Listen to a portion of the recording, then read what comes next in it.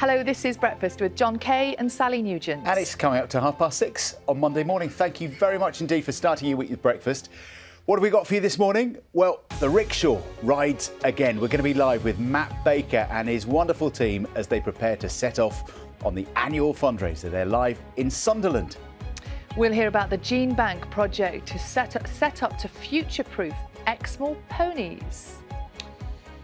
And this year's Strictly's well underway now. You might have heard about it. We'll be getting the gossip from the dance floor with somebody who really knows. His name is Tommy Blades, and he's one of the singers who's performed all the live music on the show ever since it started. He knows the lot.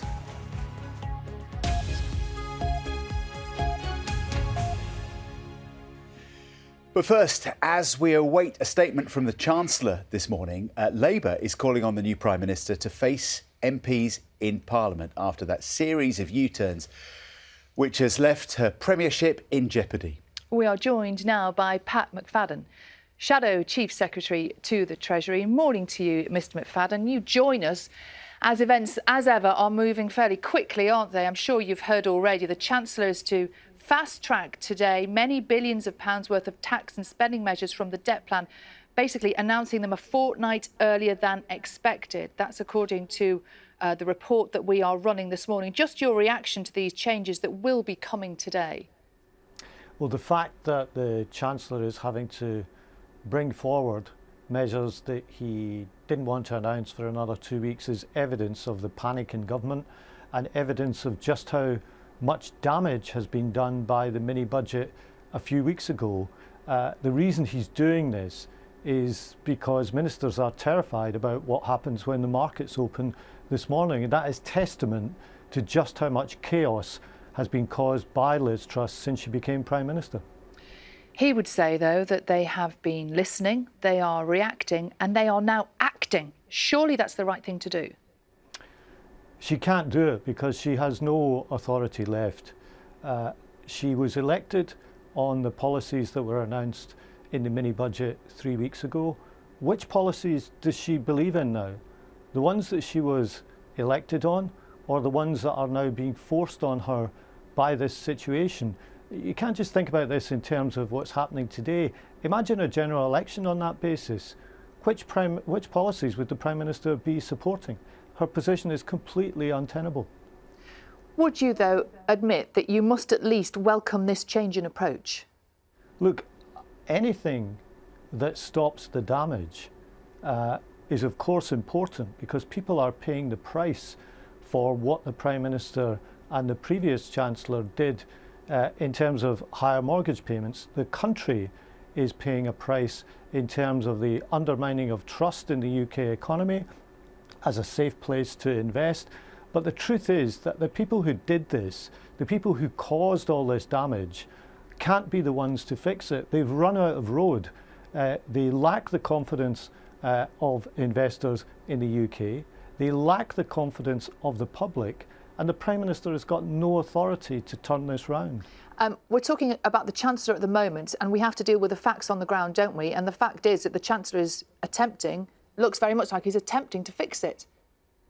Well, he's trying to undo the damage, but where does it leave the Prime Minister? Because she was elected to the leadership of the Conservative Party and hence became Prime Minister on the basis of the policies that he's desperately trying to junk one by one. That leaves her in a completely untenable position. That's why we've called on her to come to the Commons today to answer the questions that she couldn't or wouldn't answer in that 8-minute press conference last Friday. I'm afraid that all of this is about more than politics now. It's about trust in the UK's economy. It's about people's financial stability. It's about people's ability to pay their mortgages and make ends meet. And the party that did all that damage can't be the party to fix this, because they caused the problems in the first place. OK, there are reports this morning that the cut to basic income tax is going to be pushed back. Do you still stand by your claim that you would like to keep that cut? Well, look, when it comes to the individual measures, you simply cannot tell anymore what's in and what's out, because we don't. It changes by the hour. That's why not. In terms of our position on the basic rate of income tax, I don't know what the basic rate will be by the next election. I don't even know what the government's policy on the basic rate will be by the end of today. But we won't go into the next election promising to raise income tax for 30 million people who are working hard. Quite what the rate will be, I couldn't tell you right now, and I suspect the government couldn't tell you either. So does that mean that you would no longer want to keep that cut? We won't go into the election promising to raise the basic rate of income tax. Quite what the basic rate of income tax will be by the next election, events over the next few weeks will tell us.